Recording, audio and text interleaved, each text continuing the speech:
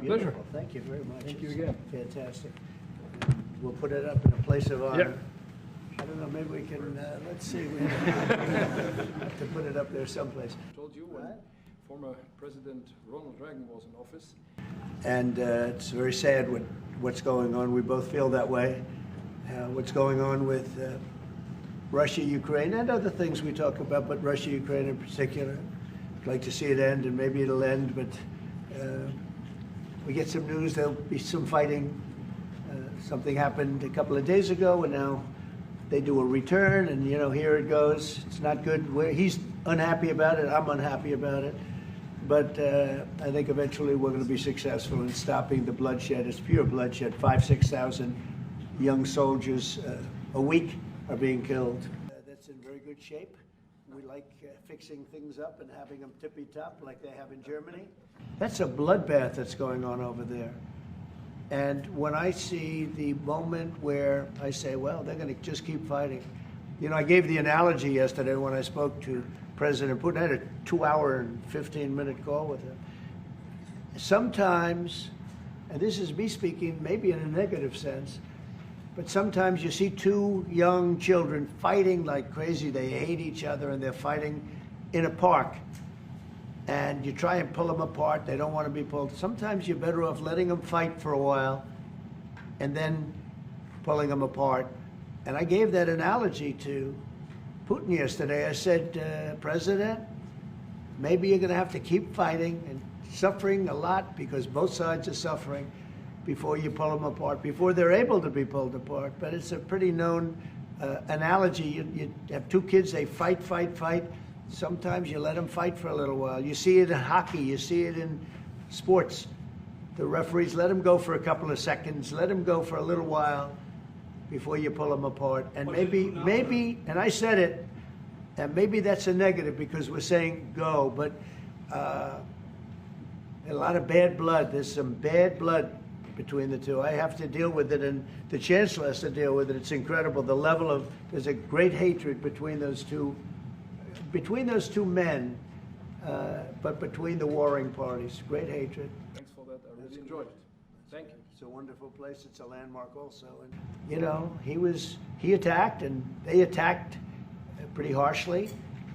They went deep into Russia. And he actually told me, I made it very clear. He said, we have no choice but to attack based on that. And it's probably not going to be pretty. I don't like it. I said, don't do it. You shouldn't do it. You should stop it. But again, there's a lot of hatred. Don't have things under control.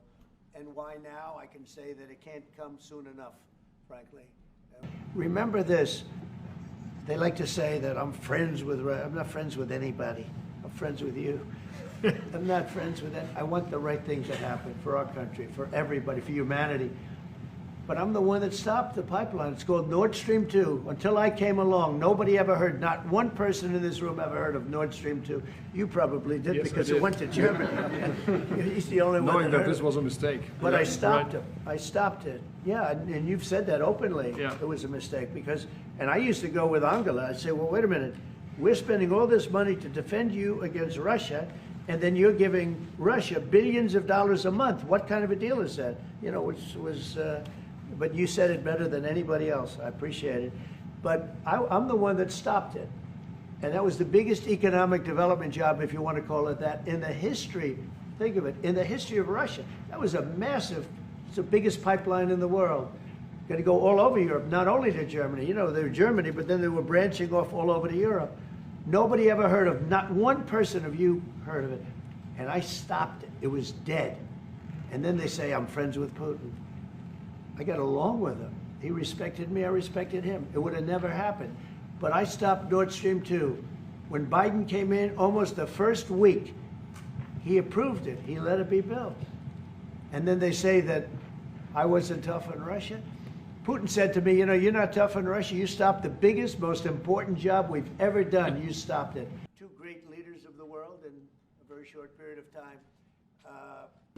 I'm here, Mr. President, to talk with you later on how we could contribute to that goal. And we all are looking for measures and for instruments to bring this terrible war to an end.